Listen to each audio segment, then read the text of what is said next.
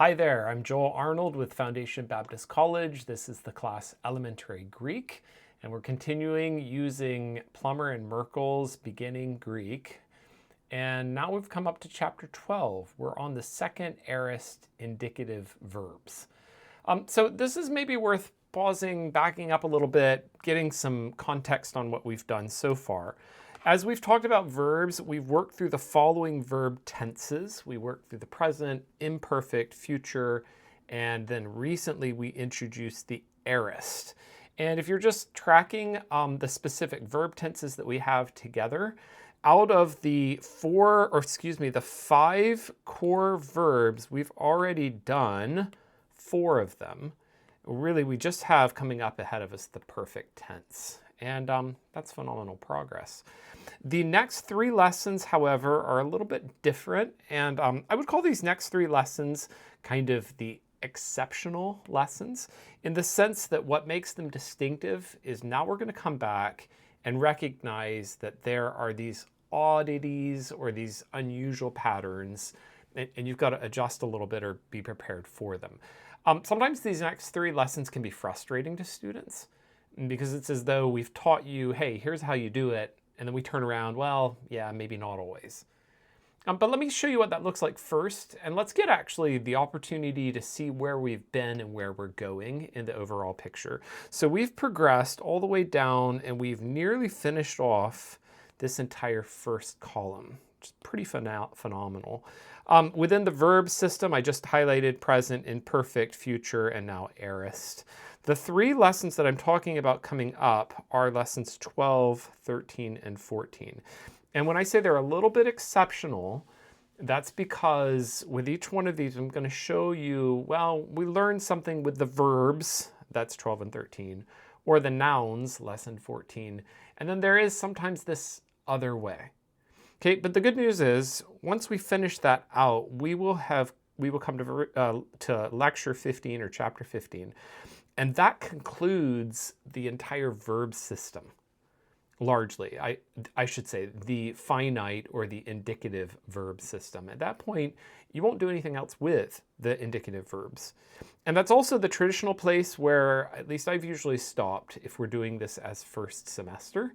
And so you're kind of over the midpoint or at the midpoint, because what remains is just lessons 16 to 24. What we're doing a lot of in this section is learning the other types of verbals, the other forms that verbs can come in: participles, infinitives, subjunctives, imperatives. And this is one last kind of exceptional, hey, there's this other way to do verbs, in a way that maybe echoes a little bit of what we'll be doing in this lesson and the next. Okay, so there could be a little bit of maybe frustration, but a little bit of recognition. Oh, I thought I learned it. Why am I having to learn it again in a different way? Let me try to take the sting off of that a little bit. First of all, by saying, because you've already learned your major charts and the way that we put verbs together, and even some of the distinctives of the way that what that verb tense means, the time and aspect and those kinds of things. Viewed correctly, these next 3 lessons are a little bit of a breather. I think that's a better way to do it. Recognize that instead of having to learn an entire paradigm and a new system, you're just tweaking it. And so there actually, in some ways, is less memorization in these next 2 sections. And the other thing I would like to put in here, sometimes students get to this section and feel like, why does Greek have so many exceptions? This is not really much of a surprise for languages. You do it all the time. And here's where a good comparison is helpful. So let's talk about English verbs. How do we normally form our past tenses? Well, the typical way is to put verb plus, at the end of that, we'll put an ed. So verb, if I want to make it a past tense, I'll do verbed. Okay, and so I can do something like preached. Preach is the present tense. Preached is the past tense, right? Proclaim, proclaimed. Interpret, interpreted. Okay, so you stack on your ed on the end of it. Now, I would just challenge you to try this now. You can pause the video if you want. Try this now. Come up with 5 other verbs off the top of your head and do that present to past tense formation. Okay, so I did preach, preached, proclaim, proclaimed, interpret, interpreted. Come up with 5 more. And the reason I had you do that is there's this funny irony. As soon as you try to think of other verbs in English, I think your brain will go to weak stem or verb stem change verbs. Okay, verbs that work something more like this. Teach, teached, I don't think so. Read, readed, I don't think so. Right? Sing, singed, no. Run, runned, no. Okay, what you're getting in each one of those, if you put these out, instead of doing our traditional ed verb ending, what I'm actually getting is a stem change. Okay, so let's hit up some of those examples. If I do run, and I want to put run into the past tense, I'm going to get ran. Okay, what made the distinction or what made the difference here? Instead of changing my ending, what I actually changed was my theme vowel. Okay, if I get here, I'm going to say in the present tense, I teach. If I want to put that into the past tense, I'm going to go to I taught. What did I actually change there? What I changed was my vowel standing in the center in this case, because the spelling does it with multiple letters. I changed actually the whole center part of the verb. And even we changed the ending, I suppose. And if I just keep on going down those, let's do I sing in the present, I sang in the past. It's actually a fairly normal pattern, maybe even more often, that what's changing between the present and the past tense is my theme vowel, or actually my stem itself. The verb itself has changed. Well, that's important and interesting because it turns out the Greek does a similar thing. And here's where I'm going to introduce for us the second aorist verbs. Second aorist, why call it second aorist? Well, it's just a cheap way of saying this is another way to do the aorist. Here are the aorist verbs that form their stem or their past tense, their aorist tense, in a different way. And for that, let's do a quick review here of how we did the aorist before. So with the aorist previously, last lesson, we were sticking on sigma alpha. I told you that's the sign of the aorist. I'm not surprised that I have an augment on the front of it because, well, after all, augments, I've taught you, are the sign of the past time indicative. So I've gone augment plus stem plus sigma alpha endings. And then what I'm using is the secondary active and middle passive endings, new sigma blank, menta new. So I end up with elusa, elusas, elusa, elusamen, elusata, elusan. And there is that exception that I taught you here where I might have expected a new elusan in the first person singular. That's not there. Down here, instead of the sigma alpha, I'm ending up with a sigma epsilon. Those are your main 2 exceptions there. When I go across to the middle, I'm getting a similar format, augment plus stem, sigma alpha, main sa ta methysan ta. The piece to memorize here is the eluso, which you remember is exceptional. So main sa either goes to u in the imperfect or o here in the aorist.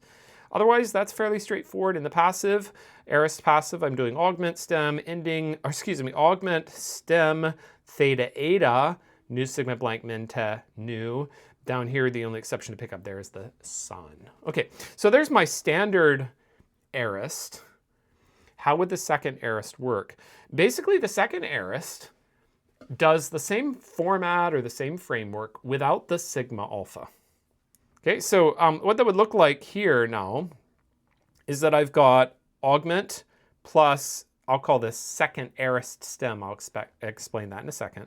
Augment plus stem plus connecting vowel plus ending. Augment, stem, stem, connecting vowel, ending. And if that sounds familiar, turns out that the second aorist has, at least morphologically, like the way we write it, more in common with the imperfect than with the aorist that we learned last time. Okay, so for that purpose, let's just go do a quick comparison across to the imperfect. And when we learned our imperfect paradigms here, we had elu on, elus, elue. Okay, it's what I just described. Augment plus stem plus connecting vowel plus ending. And there's no sigma alpha, there are no other indicators. Okay, augment, stem, connecting vowel, ending. Go back to the second aorist, and I do really exactly the same thing. Augment, stem, connecting vowel, ending. So how would I tell the second aorist from the imperfect? Because they're otherwise identical. Hold that thought. Let's go to the next one. Here's the middle. Augment plus, same thing, stem plus connecting vowel plus ending. And that just carries right through all the way down. I made a mistake here, and you know what? I'm going to give myself the chance to fix it. So when I work with the middle, I've got the same effect. Augment, stem, connecting vowel, ending. And I'm doing main sa ta, metha sa, and ta. All of those endings check out if you go all the way through. The one exception here, according to your chart, egg and nu, if you watch that, that's exactly what the imperfect does. So I'm actually continuing my question. Even there, the aorist middle, and in some of these cases, yes, in the aorist middle is going to follow the pattern of the imperfect. So how do I distinguish them? And here's the key. It's the exact same key that I gave you a bit ago when I'm talking about English. Run, ran. The verb itself, the stem itself, changed. Similarly, if I'm tracing out what these verbs are, this verb right here is the verb lambano. Okay, now it looks actually not really recognizably like lambano. What happened? Well, lambano, this would be the stem, has transformed, and the verb stem that I'm using for the second aorist is just what you see. Lambda, alpha, beta. That's what's represented here as the stem, and that's the only place you're going to see that stem for lambano. When lambano comes over to the second aorist, or when it comes into the aorist, the way it expresses or the way that it represents itself in the aorist is going to be that stem. Okay, similarly over here, the verb I'm looking at in this case is the verb genomai. Okay, and elsewhere where you've declined genomai or worked with it, you've been putting mai sai tai, metsa san tai, etc. Your stem has been this, or I guess properly, not the connecting vowel, so we can say properly, this has been your stem. Gamma iota nu. Well, my stem down here is gamma epsilon nu. What happened? How on earth is a verb allowed to just change from gamma iota to gamma epsilon? And my answer to that would go, how on earth is a verb allowed to change from RA to RU? Or the other way around, I suppose. How on earth am I allowed to just change the vowel in the center of a verb? Well, this is actually standard stuff in languages. Sometimes the stems themselves will change. That's precisely what happened here. And your key then for recognizing the second aorist is to be conscious of stem change or expecting it. Knowing your stem change, knowing how they work. Okay, a couple of things I should pause and acknowledge on our way through here, just to make sure that we're very clear with what happens here. A given verb is not going to sometimes appear as second aorist or sometimes appear as first aorist. Similar to what we picked up with nouns, hemera is always going to be feminine, right? Logos is always going to be masculine. It's fixed. Okay. Similarly, a particular verb like lambano that you've used and you've been familiar with in the present, in the future, in the imperfect, when it comes across to the aorist, it will always in the aorist be second aorist. Okay, and so you will always read lambano as alaban. The stem changes into lambda, alpha, beta in just the second aorist or just in the aorist, but you'll never see like a first aorist lambano. You'll never see a first aorist form of, or second aorist form of a kuo. A kuo is just going to be a a normal first aorist verb, ekusa. And so it's never appearing. These are not swappable. They're fixed. When they go to the aorist, they become second aorist, and they're always second aorist. The other thing you ought to know in passing is that some of the same effects we talked about with interpretation or exegesis about the aorist, that's exactly the same with the second aorist. Okay, so we learned with the first aorist that first aorists are past time and a simple aspect. Okay, so we would say I ate, not I was eating, or I have eaten. It's just I ate.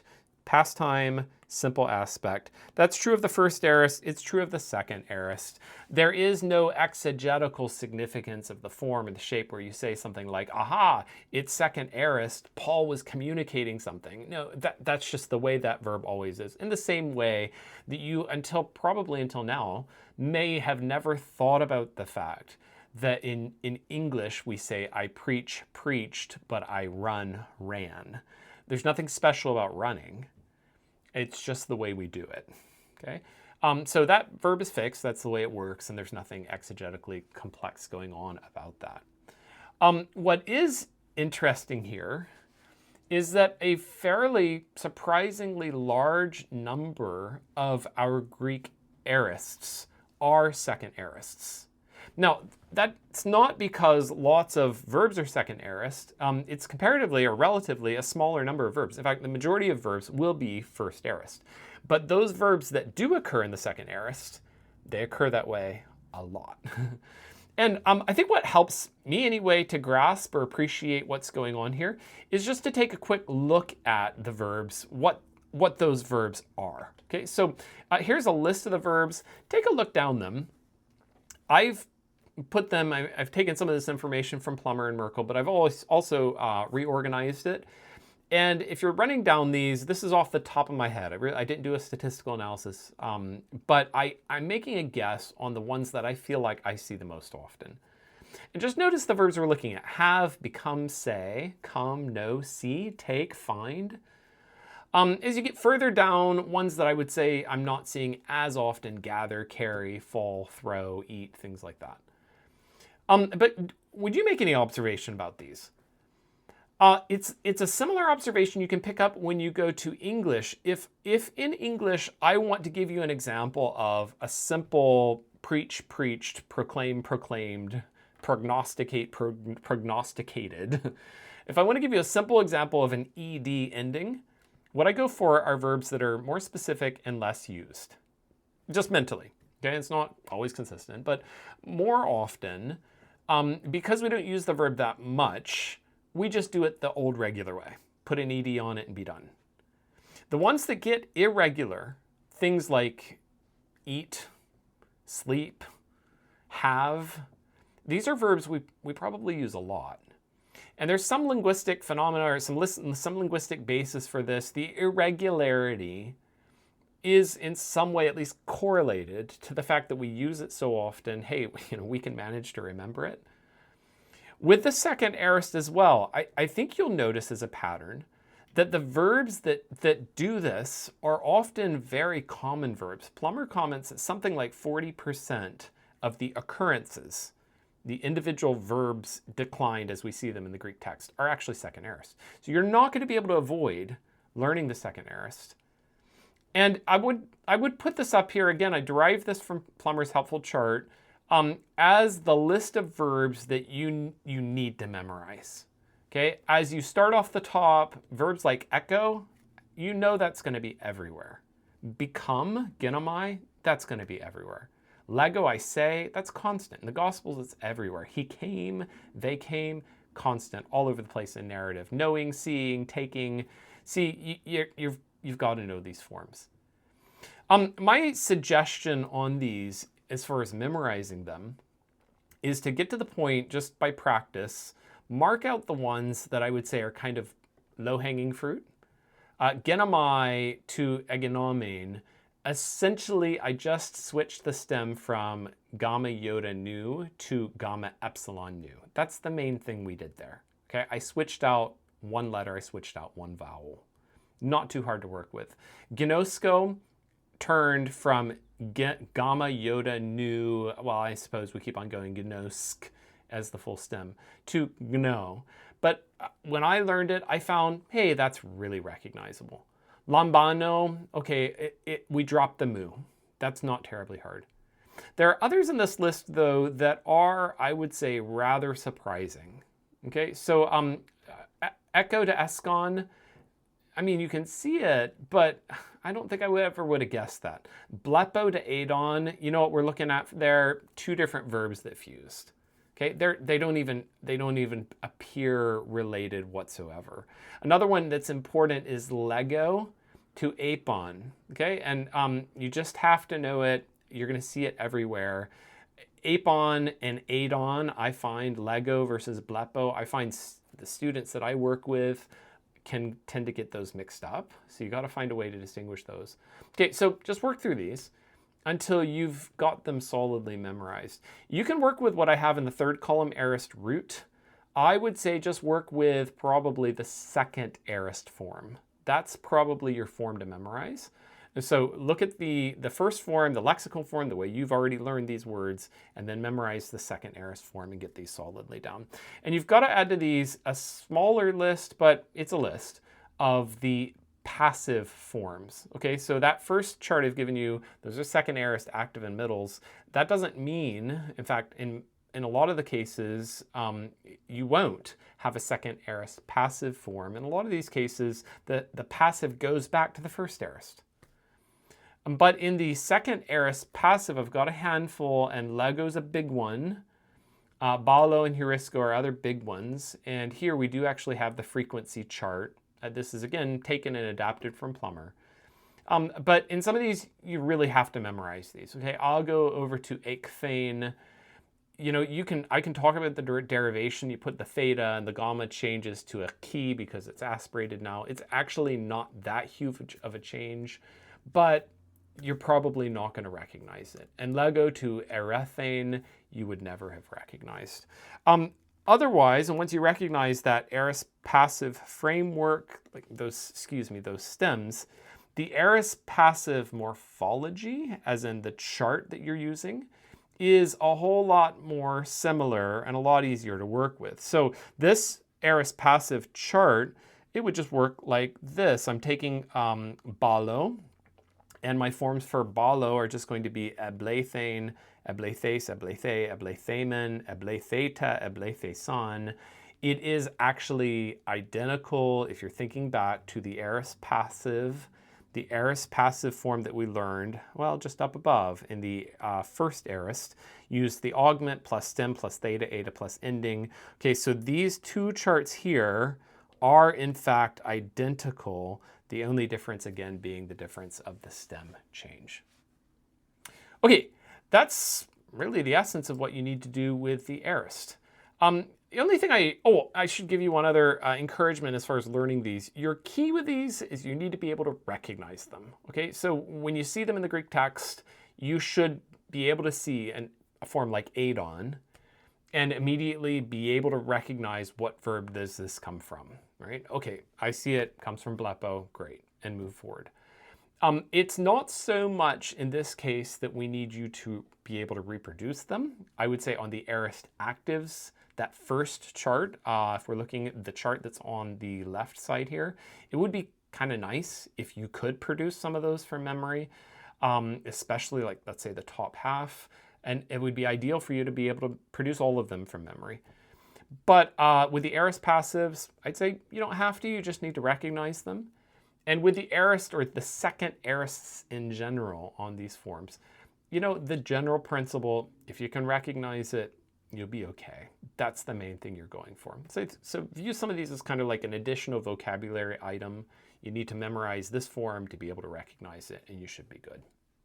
Last thing I'd like to do here is give you an example that's not really distinctive to the second aorist at all. In fact, it's not a second aorist. I suppose one of the verbs is. But what I'm really going for here is just to talk, again, a little bit of a reminder of the significance of the aorist, or how we work with the aorist. If you recall, what I said before was that as a general principle, you don't draw a lot of significance out of the aorist. It is a simple aspect, okay? And so instead of I was eating, I ate, just a simple. Okay, sure. But in general, exegesis, preaching, and that sort of thing, this is not a major point I'll make. But there are a handful of places where you will see significance, or you could draw out significance for the aorist in contrast to verbs around them. And I think this example captures it well. One I came across is as I was preparing a sermon just this last weekend. Let's read the passage first. So in context, Paul is talking about himself and Apollos. So what therefore is Apollos? What therefore, and what is Paul? Servants. Servants is plural diakonoi. You recognize the word deacon, diakonoi. This is the preposition dia. We recently learned prepositions, and we dropped off the alpha because it's followed by a relative pronoun, through whom the relative pronoun is genitive, because dia takes a genitive in the sense or the meaning of through. If it was because of, it would be an accusative. But genitive here, through whom you believed. Okay, that's an aorist. You can see the pistuo is the stem. I see the augment on the front of it. I see the sigma alpha, and then second person plural, through whom you believed. And each as the Lord gave. So the ESV is translated as the Lord assigned to each. I'm sorry, and this is a dative. So and to each as the Lord gave. So dative here, ha kurios is the subject of the verb edokin. This is an aorist. You'll have to trust me on that. It's a me verb, and that's our last lesson coming way out in the future. So who is Paul? What is Paul? What is Paulus? Servants. And now he's going to explain in what sense. I planted, Apollos watered. This right here is, well, you recognize your personal pronoun, I subject. I've got my augment, and then I've got the stem, followed by a sigma alpha, first person singular. I planted. Now I've gone to third singular because my subject here, Apollos, causes this instead of I, it's now he. He watered. This is from the verb peno, and so I have stem changed here, and from pen to pot. And I've got an augment on the front of it. The stem change is critical for you recognizing what's going on with the aorist. It's actually not technically a second aorist because I have kept the sigma epsilon on the end. So it's stem change without dropping the sigma alpha, and that is what would make a second aorist be second aorist. They're not technically second aorist, but I do have the stem change effect. That's a familiar thing we've seen that we just talked about. Okay, so I planted, Apollos watered, but, contrast, this would be normally Allah with an alpha on the end. It's dropped off because it's followed by a vowel. But God increased. This is like a causative. And so the ESV is rendered God gave the growth. He caused the growth to happen. Okay. But it's from the verb oxano. And if I'm working through what's happened grammatically here, you can see at the bottom the way that it should be, or the vocabulary form would be alpha upsilon, xi alpha nu, oxon. Okay, the augment on the front has changed the alpha to an eta, and so I ended up with exonen. And here in the ending, it's a third person singular ending. There's nothing going on special here with like a second aorist. There's no stem change actually. So, I mean, it looks exactly like the form that I learned, the vocabulary form. What I'm looking at, or what I'm seeing in this form is a third person singular imperfect active indicative. Okay, so make a quick comparison over to your chart.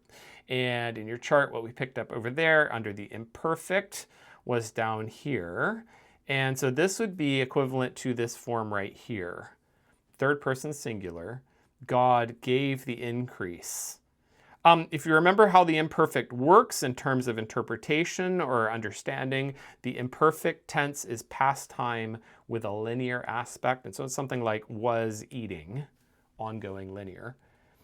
And I think the significance or help there is that I've got a little bit now that if I compare these, I've got a little bit of contrast, right?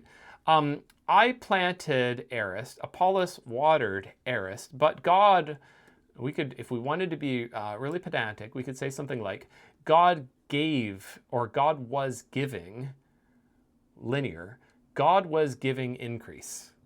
God was causing growth. And here I do think it's not so much the emphasis on the aorist, it's the imperfect that comes at the end, but the contrast is significant. I planted kind of a single action. It doesn't mean that Paul preached exactly once. It doesn't, we don't overinterpret it. It's not like a full punctiliar thing. But there is a sense, I planted, I established something initially. Paulus watered, he did something initially.